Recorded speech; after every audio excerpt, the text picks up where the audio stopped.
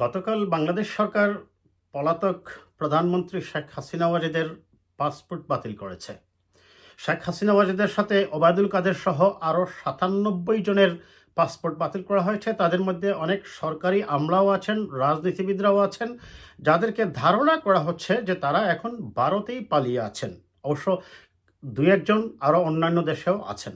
কিন্তু এই পাসপোর্ট বাতিলের সংবাদটা যতটা না সাড়া ফেলেছে সমাজে, তার চেয়ে আমরা দেখছি যে ২৪ ঘন্টা পেরুতে না পেরুতেই ভারতের হিন্দুস্তান টাইমসে রিপোর্ট করেছে যে তারা শেখ হাসিনা ওয়াজেদের ভিসার মেয়াদ বাড়িয়ে দিয়েছে।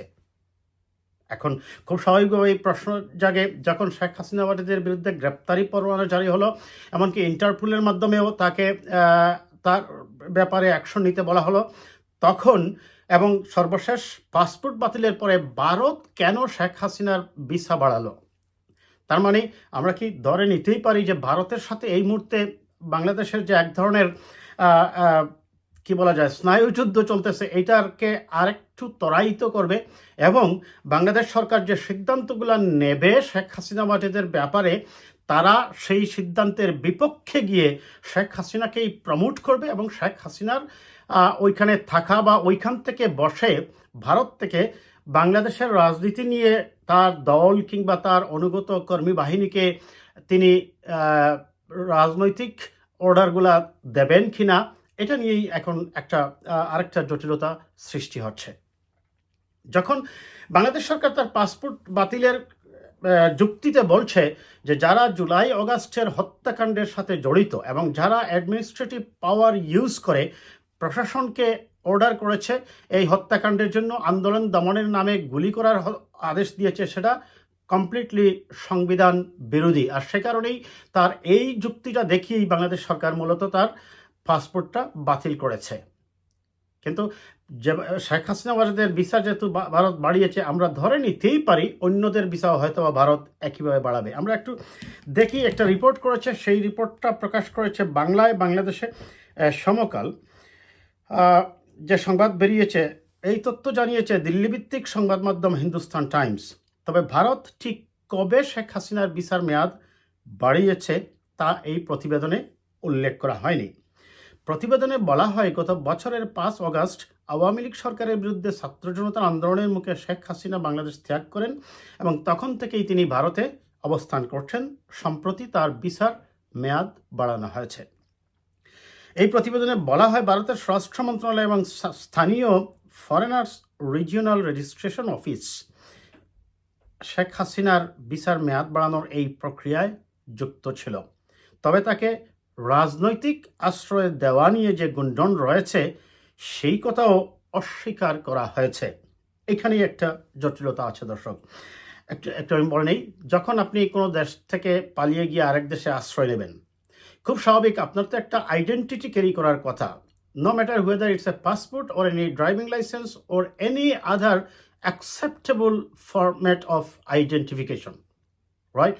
এখন এই আইডেন্টিফিকেশন যেহেতু শেখ হাসিনার পাসপোর্টই বাতিল করেছে এবং আমরা যেহেতু বাংলাদেশ সরকার দাবি করছে তাকে বাংলাদেশে ফেরত দেওয়ার, সেহেতু ভারতের উচিত হবে তাকে বাংলাদেশে ফেরত দেওয়া।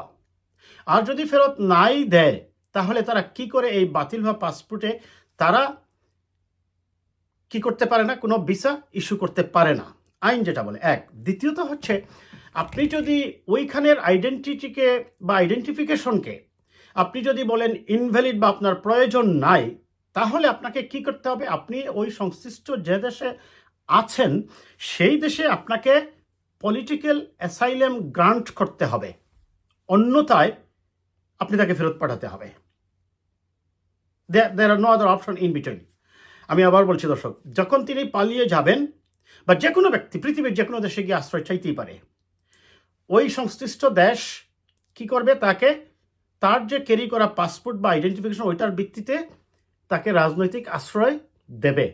যদি রাজনৈতিক আশ্রয় না দেয়, সেক্ষেত্রে আদালত যেটা করে আপিলের সুযোগ দেয়, অথবা কোনো কোনো ক্ষেত্রে খুব যদি ওয়ার্স্ট সিনারিও হয়, বলে তাকে তার দেশে পুশব্যাক করো।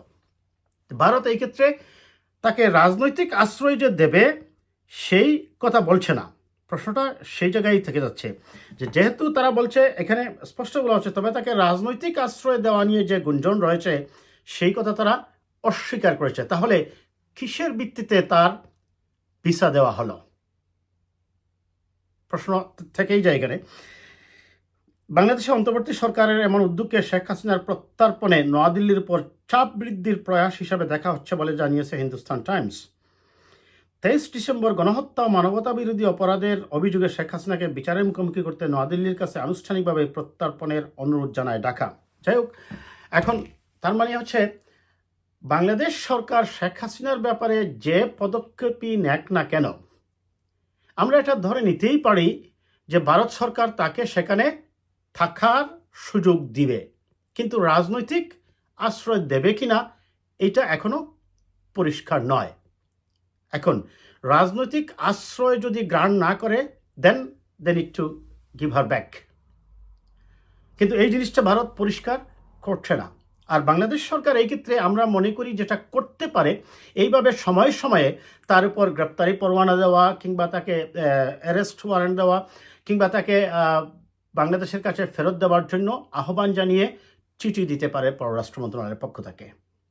আমি মনে করি আপাতত এইটুকুই। তবে এটুকু বোঝাই যাচ্ছে যে বাংলাদেশ সরকার যে সিদ্ধান্তই নেক না কেন শেখ হাসিনার ব্যাপারে, ভারত তাকে সেখানে থাকার সুযোগ দেবে এবং বাংলাদেশ সরকারের সিদ্ধান্তের বিপক্ষেই ভারত হাঁটবে। এই বিষয়টি আমরা মনে করি বাংলাদেশ এবং ভারতের সম্পর্কে আরও তিক্ততা সৃষ্টি করবে। আজ এই পর্যন্তই।